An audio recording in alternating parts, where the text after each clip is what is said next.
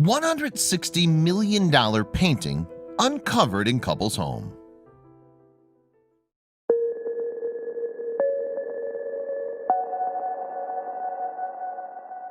When the call came, it shattered his world.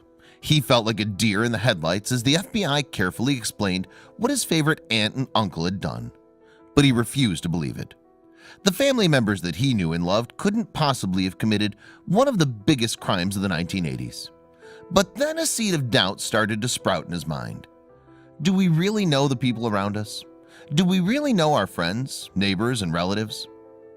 To Houston resident Ron Roseman, Rita and Jerome Alter were model citizens. They were well educated and well loved in their community by friends and neighbors alike. They were both school teachers who had saved enough money to travel all 7 continents. Ron was particularly mesmerized by his uncle's stories. But there was another story about Jerome and Rita's secret life that he would only learn much, much later. The Alters seemed like normal, middle-class citizens who'd taken up residence in Cliff, New Mexico in the 1970s. Jerry loved traveling, art, and adventure, while Rita seemed to be a shining example of kindness to all who met her. She worked as a speech pathologist and was more than supportive when Jerry decided to retire from his job as a music teacher at the young age of 48 to pursue the finer things in life. Although the neighbors knew the Alters, they said later that they tended to keep to themselves. What nobody ever suspected was that the couple was hiding a momentous secret. When Jerry passed away of natural causes in 2011, Rita followed just 5 years later. They left behind 2 children, Barbara and Joseph, who were now adults. If Ron Roseman hadn't been left as the executor of their estate purely because he lived the closest to Cliff, New Mexico, the Alters' crime may never have seen the light of day. Ron decided to put the Alters' Cliff home up for sale, and he invited a horde of dealers to come in to assess their possessions. Most of them were snapped up in a frenzy and carted off in just a few days. African artifacts, pieces of furniture, and paintings were sold to the highest bidder. And for just $2,000, David Van Auker from Silver City claimed all the spoils.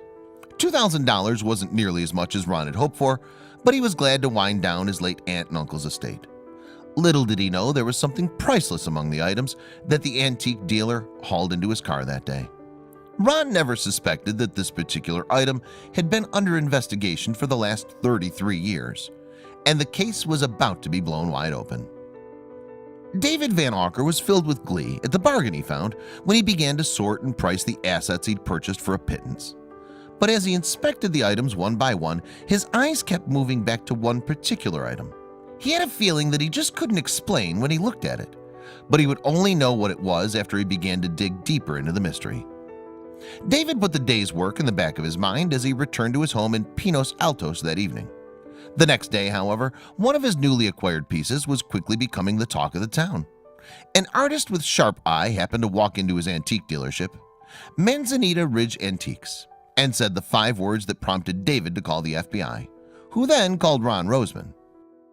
"It's my favorite aunt and uncle," Ron recalled. I couldn't imagine, scenarios running through my head. I felt like a deer in the headlights." At first, Ron refuses to believe what the FBI is accusing Jerry and Rita of. Then the reality of it slowly sinks in.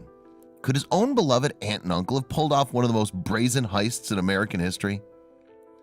It's the morning of November 25th, 1985. A lone security guard is opening up the door at the largest and most popular museum in Tucson, Arizona, to let a staff member pass.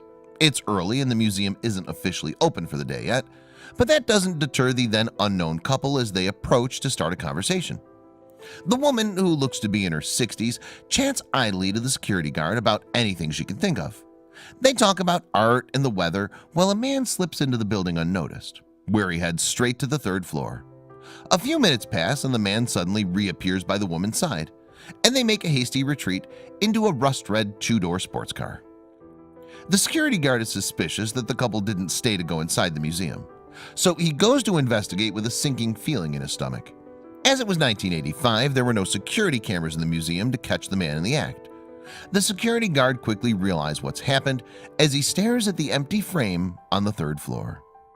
The priceless painting Woman Ochre by renowned Dutch artist William de Kooning is missing. All that remains is a rectangular piece of canvas where the painting had been cut from its frame with a blade.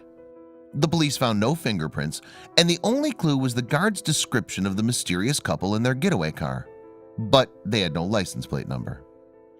William de Kooning was a prominent painter of abstracts in the mid-century Expressionist movement, and his paintings are exceptionally valuable.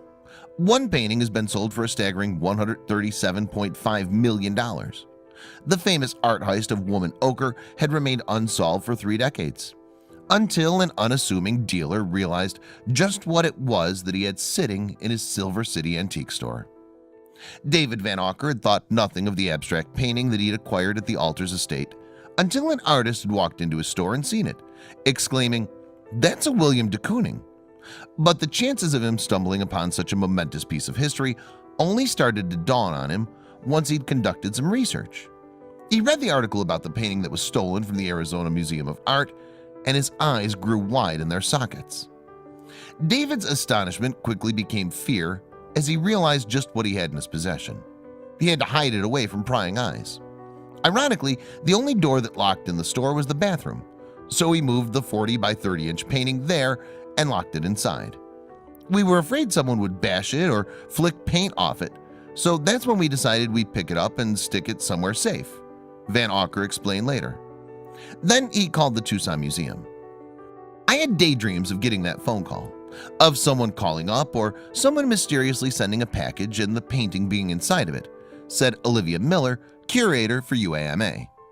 "I don't think I honestly thought it would actually happen," but Olivia was naturally skeptical about David's find at first. Then David related a crucial detail that changed everything.